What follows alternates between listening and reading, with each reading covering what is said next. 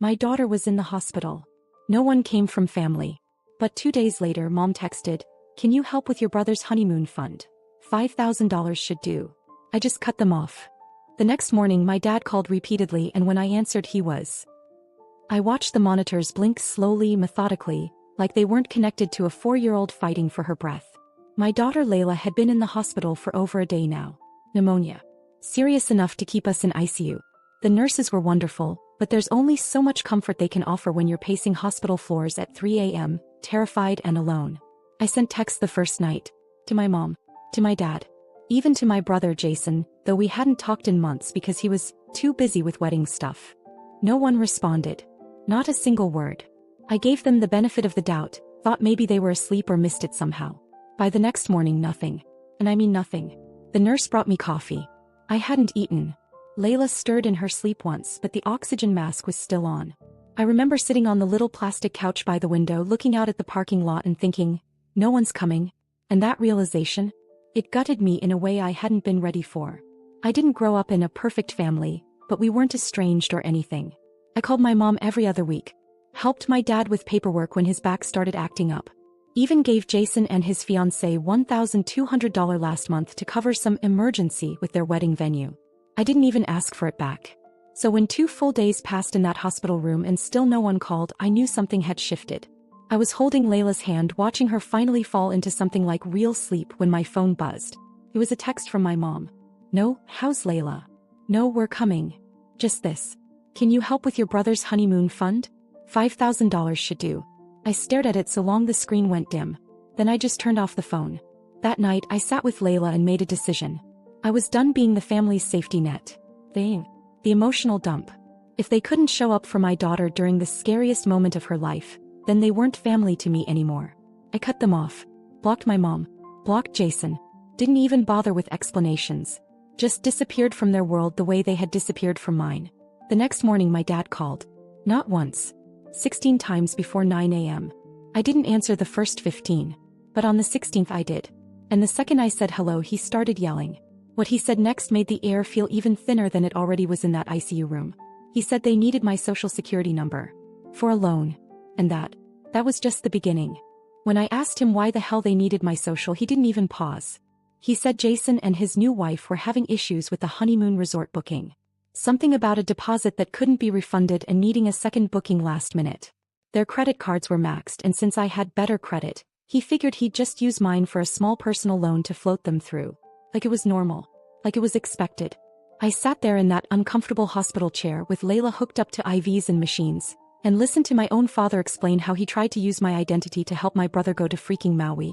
He hadn't called to check on Layla. He hadn't asked if we needed help. He wanted my name and credit to solve a problem for the golden child. I hung up. 30 seconds later, a text came in from an unknown number. My dad again, using my mom's phone this time since I'd blocked him. It said something like, "Don't overreact. It's family. Jason's your brother." Then Jason called. I didn't pick up. Then his wife. I watched her name light up my screen like it had any right to be there. She left a voicemail, something about how this whole thing is stressing everyone out, and if I cared about the family, I'd help. That was the moment it clicked. They had never seen Layla as family. They saw her as my burden. Me. I was the backup plan. The reliable one. The extra card in their hand. So I did something I hadn't done in years. I called my grandparents. They lived just outside the city. My mom's parents. We used to be close when I was little before my parents gradually drifted away from them. I'd always assumed it was just because of age or distance. I told them about Layla. About the hospital. About everything. And they showed up. Within 2 hours, my grandpa walked into that ICU room with a soft blanket from their house and a hot lunch in a thermos. My grandma brought a little stuffed dog she said Layla used to love when she was a baby. They stayed the whole afternoon. Held her hand. Talked to her even though she was sleeping. Sat with me when I cried for the first time in 3 days. Meanwhile, my phone kept buzzing. My parents. Jason again. I ignored every call. Until later that evening when I got an email from a loan provider. It said my application had been denied due to suspicious duplicate attempts using matching personal information. My parents had already tried. They had filled out a loan application in my name. And when it got flagged, they'd had the nerve to call me and ask for my info so they could fix it. That was the moment I felt something shift. Like the final string snapping. They hadn't just abandoned my daughter. They tried to commit fraud against me. And they still hadn't even sent a card or balloon or a voice note for Layla. I took a long look at my phone, then opened my camera roll, found the latest photo of Layla sleeping, and sent it to my mom with just one sentence. "You will never know her again." They thought I was bluffing. They had no idea what was coming. It took less than a week for everything to unravel. Layla got stronger. Her fever broke. Her breathing normalized. We were moved out of ICU into a recovery room. And every single day my grandparents showed up with food, clean clothes, and stories about when I was Layla's age. They didn't ask for anything. They just stayed. Meanwhile, my parents were spiraling. I didn't know at first. I wasn't checking anything from them. But my grandparents heard things. They still had some connections. A neighbor, a mutual friend at church. And little pieces started to trickle in. Turns out, Jason's wedding had been financed almost entirely with borrowed money. My parents had taken out a personal loan months ago, probably assuming they'd pay it off with help from me like always. When I cut them off and blocked their access, they tried to open another line of credit under my name. When that failed, they turned on each other. My mom accused my dad of being financially reckless. He blamed her for spoiling Jason like a damn prince. Jason, meanwhile, moved into their house with his new wife after the honeymoon fell through. They fought constantly. My dad lost his part-time contract work due to stress, and my mom was threatening to sell her car just to make a mortgage payment. It was happening faster than anyone expected. The second house, the one they were living in, technically belonged to my grandparents. I hadn't known that until my grandma told me over lukewarm tea in the hospital cafeteria. Years ago, they'd bought it as an investment and let my parents live there rent-free under the promise that they'd maintain it and take care of them in old age. That promise clearly meant nothing now. I guess my parents had been telling people I was helping cover the mortgage too. My grandma looked genuinely heartbroken when she told me that. I hadn't paid a cent toward that house. Never even been asked. They just told people I had. Because I was supposed to. That was the role they'd given me in their little family story. When I removed myself, everything collapsed. Jason called me one night from a blocked number. I let it go to voicemail. His message was short. He said thanks for ruining his life. That now everyone knew what kind of sister I was. That mom and dad were in a bad place because of me. That they'd probably lose the house. Then a pause. And he added, "But I know your credit score, Jane. You're not going to get away from this forever." That voicemail? I saved it, then forwarded it to my grandparents. I didn't need revenge. It was already coming. I just didn't realize yet how far they'd actually go, or how badly it would all end. The next time my phone buzzed, it was from the hospital's financial office. They wanted to confirm something. Apparently, someone had called pretending to be me, trying to update the billing address for Layla's hospital account. They gave my parents' home address and said all future bills should be sent there, and that I'd be out of state for a while. But the hospital flagged it because the voice didn't match the recording they had on file. That and the person slipped up and said, "My granddaughter," when referencing Layla. It was my mom. They tried to reroute my child's medical bills. Not to help pay them. Oh no, they made that clear in the message they left behind at the billing desk. They were trying to claim Layla on their insurance. Somehow. Fraudulently. Maybe they thought they'd get some kind of payout or coverage. I don't know what they were thinking. That was it for me. I called a lawyer. He said I didn't have a case strong enough for criminal charges, but I could file a formal fraud alert. I did. We locked down my credit. Flagged all medical records. I listed my mom, dad, Jason, and his wife as unauthorized on everything. They couldn't call, email, or request a thing without setting off alarms. And then I went quiet. Didn't post anything online. Didn't respond to anything from family. But I did one thing. I sent a certified letter to my grandparents' lawyer, because they still had one on retainer from years ago, and told him everything. With evidence, screenshots, voicemails, a copy of the hospital report about the impersonation attempt. Within 4 days, my grandparents took over full control of the second house. And I found out something else. That house, the one my parents had been living in for over 10 years, was in my name. My grandparents had quietly transferred ownership to me 2 years ago. Just in case.